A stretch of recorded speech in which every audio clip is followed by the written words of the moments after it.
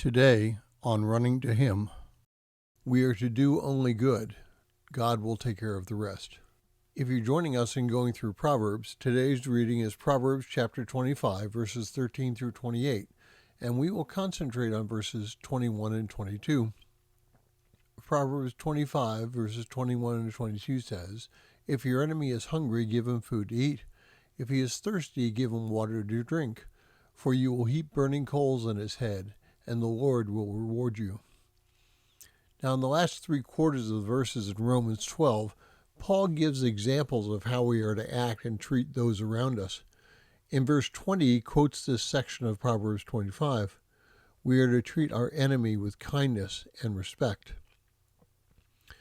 Now, the first 2 weeks of January 2021 will be remembered as the weeks that proved the political situation here in the United States was in disarray.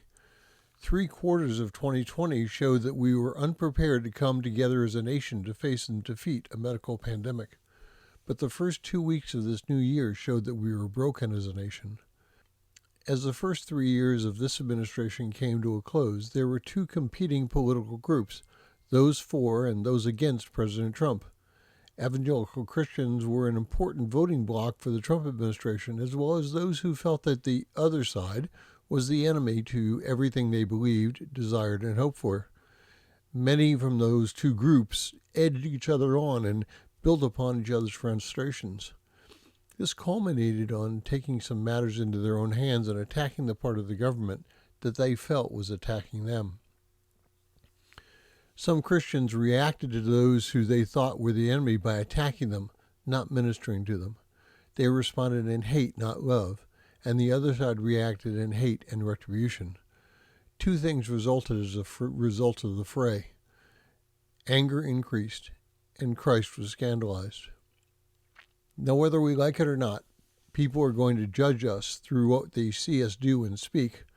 When some acted out of frustration and fear, the other side responded with threats and action.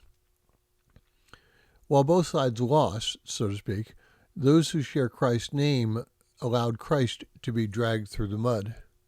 Commentators associated with evangelicals spoke about what they saw as bigotry, lies, and rebellion. Therefore, Christ was associated with those activities as well. How can we share Christ with someone when they believe that Christ is an insurrectionist? This is the fact why Solomon, Jesus, and Paul all encouraged us to be different than everyone else. We are to minister to our enemies. We are to do good when faced with evil. We are to pray for them, feed them, present Christ to them, both silently through our actions and verbally when we are able. We do not have to agree with their positions, but we have to follow the law. We may not like what they say, but we must minister to their needs. Christians in Roman times worked in such a way as to change the Roman world.